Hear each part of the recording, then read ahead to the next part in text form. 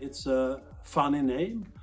In my mind, it should have been called Lewy disease, like Alzheimer's disease, because when you tell a patient about you have Lewy body dementia and they say, what body?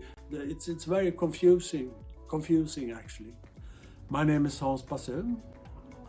In my former life, I was a professor of geriatrics at Uppsala University. The last 20 years I've spent in developing drugs for Alzheimer's disease and Parkinson's disease, and hopefully also Lewy body dementia.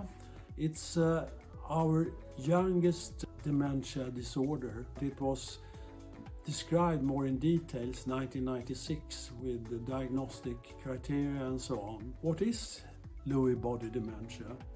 It's actually a disorder quite similar to Alzheimer's disease. The patients suffer from memory disturbances, but not as bad as in Alzheimer's disease. But they have other features that they sometimes don't tell the physician or their next of kin about, and that is visual hallucination. At least 80% of the patients suffer from this.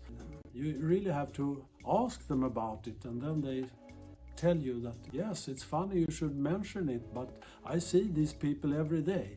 Later, they also get these Parkinsonian symptoms like movement disturbances as well. The symptoms fluctuate, and that's very confusing to the relatives, because they say, oh, the other day he was almost normal, but today he can't remember anything.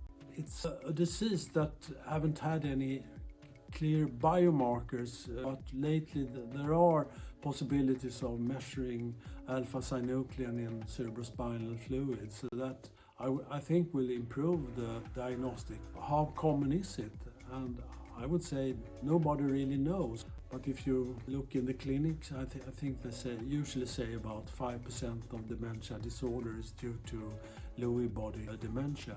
I think you may want to know if there are any treatments for the disease, and I say yes. These patients actually can have a great help from the same medication as the Alzheimer patient, that is cholinesterase inhibitors, and some of them actually has a better response to this kind of treatments. You must think about future treatments, because that is what these patients want to know and want to have.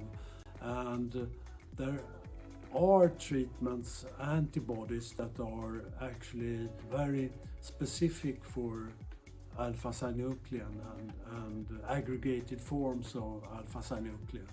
I think that could be very helpful in the future for these patients.